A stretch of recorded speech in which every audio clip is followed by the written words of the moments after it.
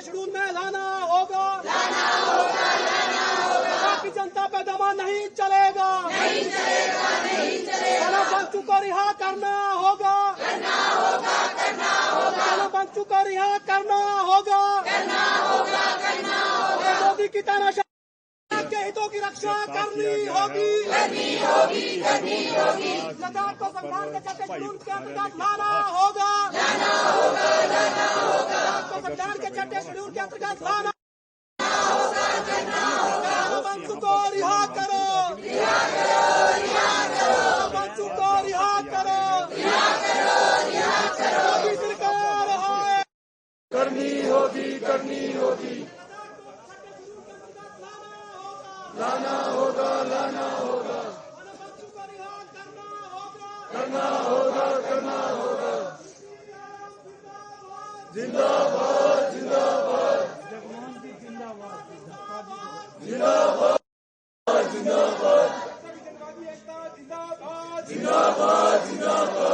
बंचू को रिहा करना होगा। बंचू को रिहा करना होगा। नहीं चलेगी जनता की आवाज दबाने की साजिश नहीं चलेगी। केंद्र सरकार होश में आओ। केंद्र सरकार होश में आओ। लद्दाख की जनता पर दमन नहीं चलेगा। लद्दाख की जनता पर दमन नहीं चलेगा। बंचू को रिहा करना होगा। तानाशाही रवैया नहीं चलेगा। तानाशाही रवैया नहीं चलेगा। केंद्र की मोदी सरकार है। केंद्र की मोदी सरकार है। लद्दाख की जनता पर दमन नहीं चलेगा। लद्दाख की होगा। बंचू को रिहा करना होगा। केंद्र सरकार है। केंद्र सरकार है। लोकतंत्र पर हमले नहीं चलेगा। की जनता पर दमन नहीं चलेगा। लद्दाख की जनता पर दमन नहीं चलेगा। फांसीवाद पर रोक लगाओ। फांसीवाद पर रोक लगाओ। लोकतंत्र पर नहीं चलेगा। केंद्र की मोदी सरकार है। केंद्र की मोदी सरकार है। जनता के हक पर हमले नहीं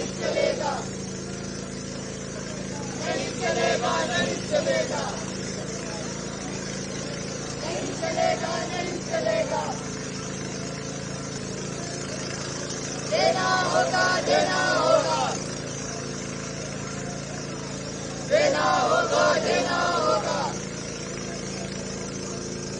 बंद करो।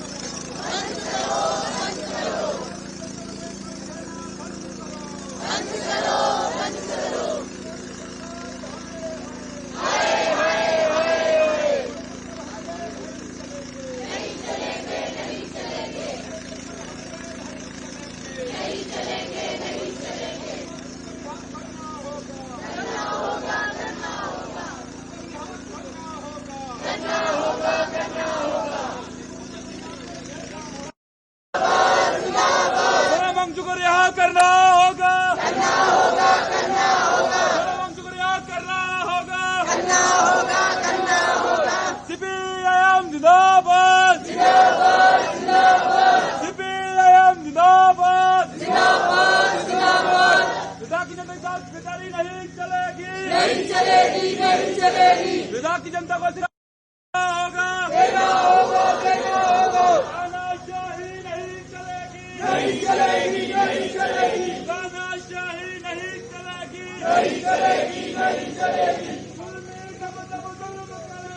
सत्ता के गलियारों से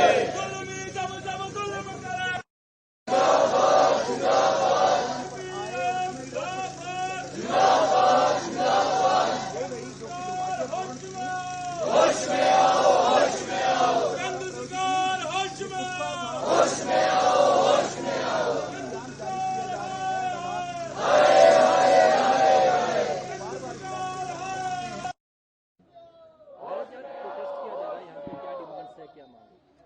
देखिए, जो लेह लद्दाख के अंदर जो दुर्भाग्यपूर्ण घटनाक्रम हुआ, जिसमें आप सभी को मालूम है कि जिस तरीके से वहां जो आंदोलनरत जनता थी, जिसकी अपेक्षाएं थी, क्योंकि जब 370 को हटाया गया था और उसके बाद जो केंद्र सरकार ने वायदे किए थे कि लद्दाख को जो उसके बुनियादी अधिकार दिए जाएंगे, लद्दाख की जनता बड़े लंबे समय से इस बात की मांग करती रही है कि छठी अनुसूची में उनको शामिल किया जाए।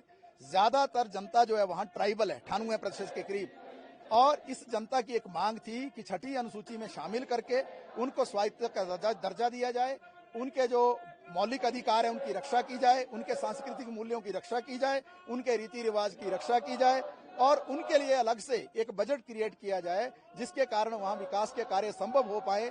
इस बात को लेकर सोनम वांगचुक आंदोलन पर थे, आमरण अनशन पर थे और उनके समर्थन में जो हजारों लोग वहां आए, उन पर जिस तरीके से गोलियां बरसाई गई और उसमें 4 युवाओं की हत्या कर दी गई, उसमें 80 से ज्यादा लोग गंभीर रूप से घायल हुए, 50 से ज्यादा युवा जो है उनको जेल की सलाखों के पीछे रखा गया है और केंद्र सरकार की ओर से ये तर्क दिया जा रहा है कि ये सारे के सारे लद्दाख की जनता जो देशद्रोही है या जो है चीन के एजेंट हैं या पाकिस्तान के एजेंट हैं या नेपाल के एजेंट हैं। केंद्र सरकार को एक बात स्पष्ट कर लेनी चाहिए कि इस देश के अंदर जब तक संविधान है, जब तक लोकतांत्रिक मूल्य हैं, कोई भी जनता अपने बुनियादी अधिकारों को लेकर आंदोलन करेगी और उनको एंटी नेशनल देशद्रोही पेंट करना ये सबसे दुर्भाग्यपूर्ण पक्ष है। असली कहानी क्या है? असली कहानी ये है कि लद्दाख के जो आर्थिक संसाधन है, प्राकृतिक संसाधन है, वहां की जो सौर ऊर्जा है, वहां के जो खनिज हैं, वहां की जो जमीनें हैं, वहां के जो दूसरे संसाधन हैं, उस पर जो है अमीर लोग कब्जा करना चाहते हैं, पूंजीपति कब्जा करना चाहते हैं। और केंद्र सरकार की ओर से जब ये प्रचार किया गया था जिसमें जम्मू कश्मीर का विघटन किया गया, इसको जो केंद्र शासित प्रदेश में बदल दिया गया राज्य से, उस वक्त भी ये प्रचार किया गया था कि अब कोई भी जाकर जमीनें खरीद सकता है वहां जम्मू कश्मीर में। लेकिन हकीकत सामने क्या आई? ये जो इनके अधिकारों की जो रक्षा होनी थी जम्मू कश्मीर, लेह लद्दाख, कारगिल के इलाकों की, आज वहां जमीनें कौन खरीद रहे हैं? बड़े बड़े पूंजीपति, उद्योगपति, अडानी जैसे लोग। आज आपको मालूम है अडानी जिस तरीके से लद्दाख में घुस गया है, लेह के इलाकों में घुस गया है, वो पूरी तरह से आर्थिक संसाधनों पर कब्जा करना चाहते हैं और किसी से अडानी और केंद्र सरकार की दोस्ती छिपी नहीं है। तो इसलिए असली मुद्दे से ध्यान भटकाने के लिए और वहां के लोगों को स्वायत्तता देने के बजाय, उनको आर्थिक तौर पर मजबूत करने के बजाय, वहां गरीबी के मुद्दों पर बात करने के बजाय, वहां बेरोजगारी के मुद्दे पर बात करने के बजाय, वहां के विकास पर बात करने के बजाय, वहां जो स्वायत्त संस्थाएं खड़ा करके लोगों की पार्टिसिपेशन करने के बजाय केंद्र सरकार जो है जिस तरीके से हमला कर रही है लोगों के अधिकारों पर और जिस तरीके से सोनम वांगचुक को अरेस्ट किया गया, एनएसए लगाया गया, ये बड़ा दुर्भाग्यपूर्ण मसला है। सोनम वांगचुक एक सामाजिक कार्यकर्ता है जिन्होंने पर्यावरण के क्षेत्र में, जिन्होंने शिक्षा के क्षेत्र में, अन्य दूसरे क्षेत्रों में एक गंभीर काम किया है और उनको आज जो है जिस तरीके से एंटी नेशनल पेंट किया जा रहा है, जिस तरीके से पूरी जनता ही लद्दाख की जो उसको इस तरीके से कहा जा रहा है सारे देशद्रोही हैं, इसको हमारी पार्टी कतई स्वीकार नहीं करती है। हम फिर पुनः केंद्र सरकार से कहना चाहते हैं, उनकी जायज मांगों को पूरा करो, सोनम वांगचुक को रिहा करो, वहां जो उनको स्वायत्तता की जो सुविधा मिलनी चाहिए वो स्वायत्त संस्थान वहां जो है वहां क्रिएट होने चाहिए, ऑटोनोमस काउंसिल्स वहां बननी चाहिए और इसके साथ साथ उनके प्राकृतिक संसाधनों की, आर्थिक संसाधनों की रक्षा होनी चाहिए, उनके जो खनिज हैं उनकी रक्षा होनी चाहिए, वहां के लोगों की जो एस्पिरेशंस हैं, रीति रिवाज हैं, सांस्कृतिक मूल्य हैं, उनकी रक्षा होनी चाहिए। और बजाय इन चीजों के करने के, अगर आप जनता को दबाना चाहते हैं, दमन करना चाहते हैं, लोगों को अरेस्ट करना चाहते हैं, उन पर अत्याचार करना चाहते हैं, तो निश्चित तौर से इस देश की जनता अभी भी जिंदा है, वो इन चीजों का विरोध करेगी। और हमारी पार्टी ने, सीपीआईएम ने, इसलिए आज डीसी ऑफिस शिमला के बाहर यह प्रदर्शन किया है और हम अभी भी उम्मीद करते हैं कि केंद्र सरकार जो है उसको होश आएगा, वो सोचे, विचारे, वो समझे, अपनी गलतियों को कबूल करे, लद्दाख की जनता से माफी मांगे और लद्दाख के जो हितों का जो सवाल है उन पर जो है बातचीत करे। यदि केंद्र सरकार नहीं मानती तो प्रोटेस्ट जारी रहेंगे? निश्चित तौर से अभी क्या हो रहा है आप देख रहे हैं, विभिन्न विभिन्न सामाजिक संस्थाएं, देश की कई कई राजनीतिक पार्टियां, देश के अंदर जो सिटीजन फोरम्स हैं, सिविल सोसाइटीज हैं, देश के अंदर जो विभिन्न संगठन हैं, वो आज जो है इस बात की कड़ी खिलाफत कर रहे हैं। और इसलिए हम ये कहना चाहते हैं कि केंद्र सरकार को देर सवेर इस विषय पर सोचना है, इसका समाधान करना है। सोनम वांगचुक की रिहाई करनी है, 50 युवाओं की रिहाई करनी है, जो घायल हैं उनको जो आर्थिक मदद देनी है, उनके परिवारों को उचित सहायता देनी है। अगर ये नहीं होगा तो निश्चित तौर से हमारी पार्टी इस आंदोलन को आगे बढ़ाएगी।